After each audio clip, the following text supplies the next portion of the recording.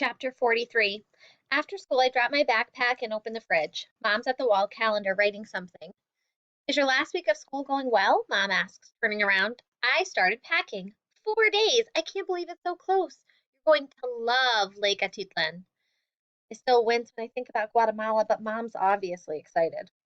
Hey, and guess what? What? We made an appointment for Mamita with the Child Study Center. They're going to do a full evaluation. I told them all his symptoms and everything. I don't want to get your hopes up about any miracles, but they may be able to tell us something new. That's great, Mom. Play with him for a while, will you, while I start on his suitcase? Dipping Mamito into his coat, I let myself hope that we'll learn more about how to help him. We head into the garage for sidewalk chalk.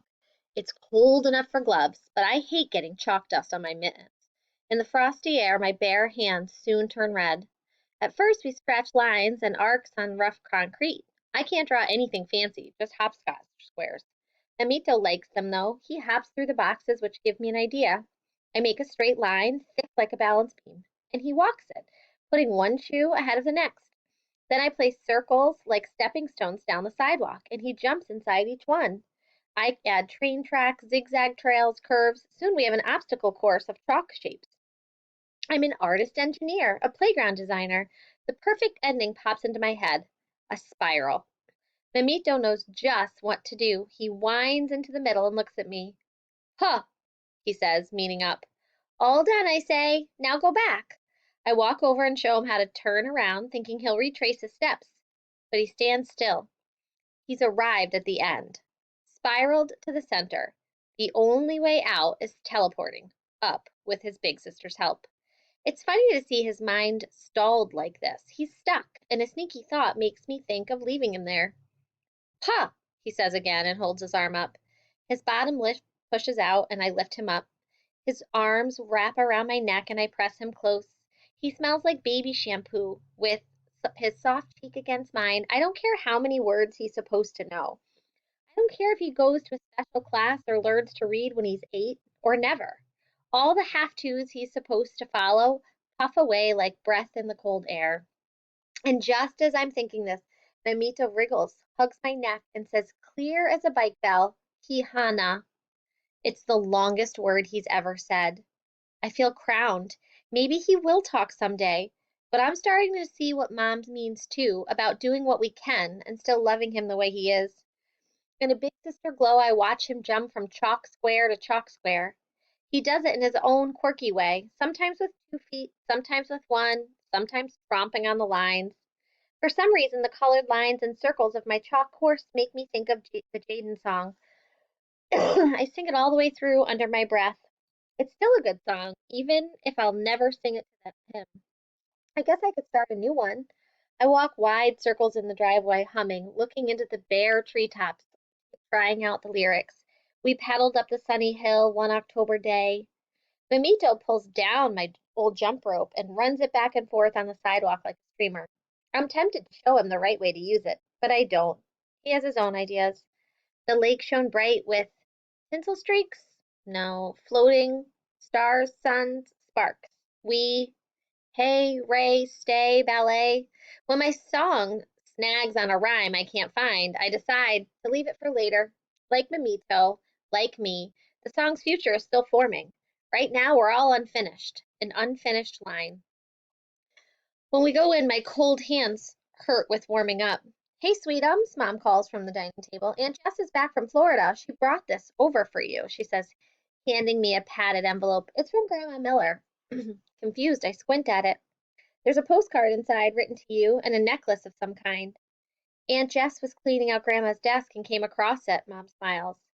I'm distracted for a second because it just occurred to me that my unaccompanied minor letter would still have been delivered to Grandma's.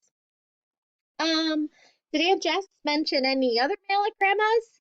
No, you mean mail Grandma meant to send or mail she received? Either, I guess. Never mind. Before Mom thinks of another question to ask, I take the envelope and walk to the table. It's so light, it feels empty. I freeze for a second, wondering how to feel. Happy and sad pile on top of each other as I open the flap. I pull out a postcard of a mermaid statue and a thumb-sized mermaid on a necklace. Her tail sparkling teal and blue, flowers wreathing her shoulders. The statue on the postcard perches on a rock and looks out in the sea. And on the back it says, Den Lille Heffer, which in Danish means the Little Mermaid, since it says Copenhagen, Denmark at the bottom. And there's Grandma's handwriting, bold streaks in dark ink. My dear Kihana, I look away for a second, not wanting to reach the end of her message, not wanting to say goodbye again, not wanting to cry, but I'm already crying. My friend brought this from Copenhagen, but I want you to have it. Remember how we laughed to learn that manatees inspired mermaid legends? Well, this one is lovely. Like you, she is special and beautiful. See how she longs for the ocean, her true home? That's where I'm going, isn't it? Even if the surgery goes well, I'll be leaving you soon. But I'm happy to see what's ahead. Remember, I will stay close to you, Kihana. Think of me in quiet moments, and you will feel my love flowing over you. Keep smiling, dear one. Do everything for joy. I love you. Gma Miller. I can hear her saying each word, and I run them through my head over and over. I look at Mom. She's carefully not looking at me, letting me have my moment. Thanks, Mom. I hold the card in my chest as I walk to my room. Inside, leaning against the closed door, I reread her words. Think of me in quiet moments. I sit on my bed and look at her wise eyes in her picture. Dad taught me to meditate when I was little. He grew up praying only in church, but now he pulls up a chair with God, as he says, whenever he feels like it. Now I remember what he taught me. I try to relax my feet, my stomach, my shoulders. I watch my breath. Inhale joy, exhale worry. Inhale thank you, exhale goodbye. Inhale yes, exhale yes, until breath is a stilled lake I float on. Soon I feel my heart lighten and my head go airy. I think of Grandma Miller and love warms me. She doesn't seem far away, but very close. I'm almost tempted to believe what she said about staying close to me instead of missing her and feeling sad. I'm happy in this wide open moment. My mind, a place I can trust. The postcard flashes into my mind with the little mermaid looking toward the ocean. And though I'm sitting on my bed, in my house, in my town, I'm also a ray of sunlight spreading across Denmark's North Sea. I open my eyes and put on the mermaid necklace. Her open arms remind me of something else Grandma said. Embrace the adventure. I walk out to the living room and find Mamito pulling his suitcase in circles, Dad washing up for supper, and Mom rummaging in the fridge. That is such a beautiful necklace, Dad says. It's from Grandma. I heard. He winks. Mom's phone rings and she hands the romaine lettuce to Dad. Why do people always call it supper time? Dad says, frowning. Hey, Jess, Mom says. Yep, started packing today. I have a list of my lists. Her voice drops in volume for a few seconds. Then it's loud. Unaccompanied minor form?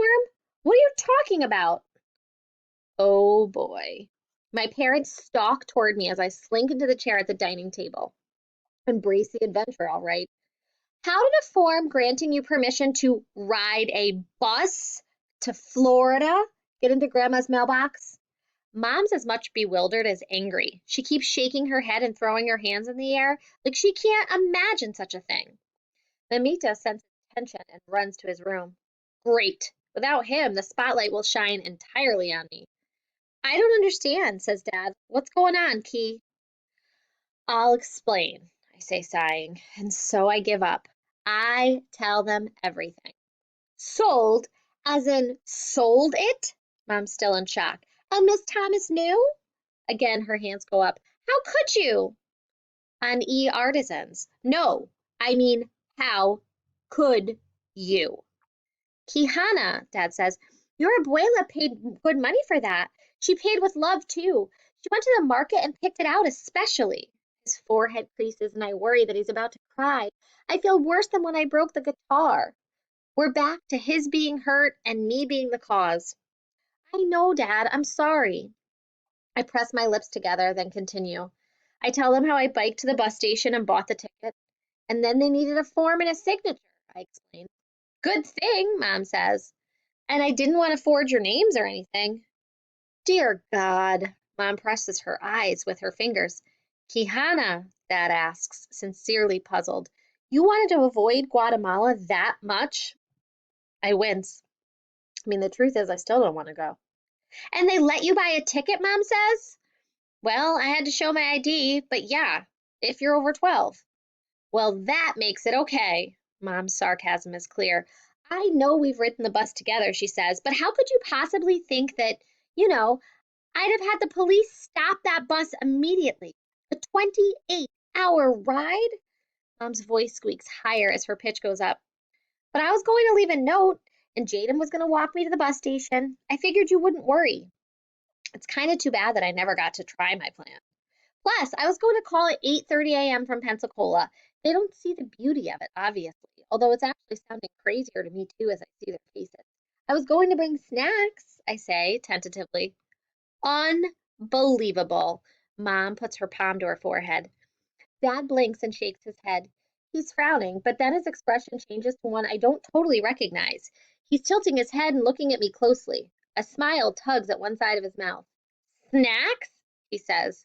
He starts chuckling. Snacks! He throws his head back with a full laugh. Mom stares at Dad. Nothing about this is funny. I'm sorry, but such an elaborate plan, Dad says through laughter. The garage sale, the website, the ticket, the letter. He's lost at cracking up. She could be La Presidente. Mom, chin juts out, but then smiles. Snacks, says Dad again. And I can't tell if he thinks snacks are smart or silly. And now Mom is laughing too, shaking her head at first, then full out laughter. They're laughing, both at me and with me. I look from one to the other confused. She thought of everything, Kim, Dad says, but she left out one thing. Mija, we would never have left without you. Never. And if we had, we couldn't have enjoyed the trip. Not with you somewhere else. I think I'm still in trouble, but I smile anyway. Dad puts his arm around Mom. We've raised a resourceful girl, determined. Mom isn't over it yet, but she doesn't disagree with Dad. We'll talk about this more later, she says. And then Dad says, come, and pulls me close with his free arm. It's the first time in a long time that I've trusted their love for me. They love me for who I am, crazy as I am. They love the Quijana they have.